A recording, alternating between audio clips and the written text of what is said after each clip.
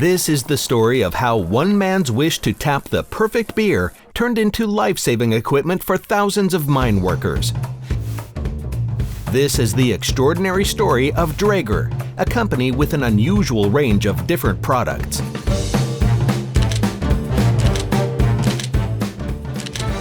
The ambitious precision engineer Johann Heinrich Dräger is unhappy. It's the end of the 19th century and beer flows into barroom glasses erratically and unevenly. Dräger finds this unacceptable. Working with his son Bernard, he devises a pressure reducer which regulates the carbonation from high-pressure cylinders.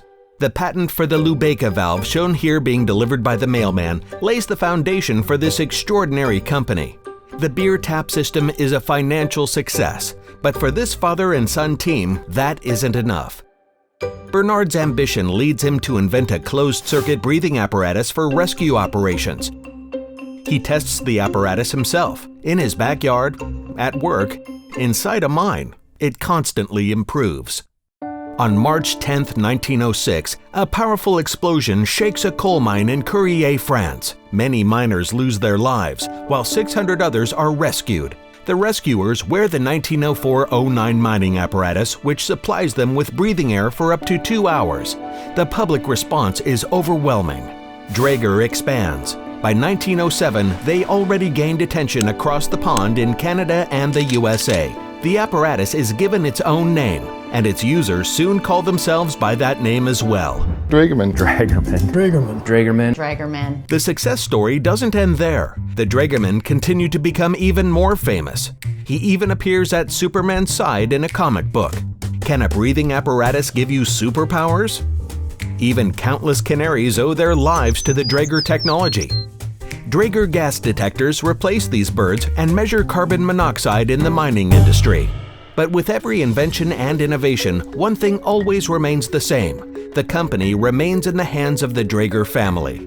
Heinrich Dräger takes over from his father, Bernard Dräger. Later, Heinrich's own son Christian becomes president of the company, followed by his brother Theo, and finally Christian's son Stefan Dräger, who now controls the company's destiny. What also remains the same, the company continues to push boundaries.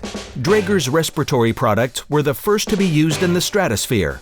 They supplied oxygen to Sir Edmund Hillary and Tenzing Norgay during their historic ascent of Mount Everest. Dräger's products were used in deep-sea exploration, and later even went to outer space in the Space Shuttle and Space Lab. But meanwhile, back below the surface of the Earth, Dräger continues to carve out its own path. It creates new prototypes for the Drägermen, catering to the needs of its customers around the world, working with them to create, test, evaluate, and improve its products. The development of Dräger products is extensive, the process sometimes lengthy and involving countless tests. Why? Because people like the Bouteilles, the Joliettes, the Wilsons, Glenn Duffy, Jim Lundgren, John Hagen, Simone Hencher, and everyone who works underground entrust their lives to Dräger equipment. Dräger offers masks, escape equipment, detectors, and even mine rescue vehicles for all these mine rescuers.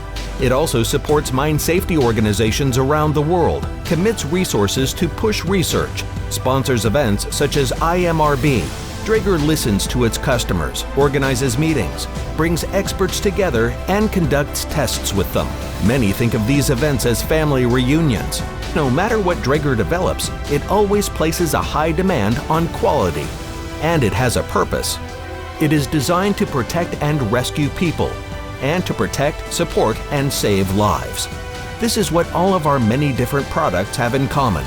They all turn technology into technology for life.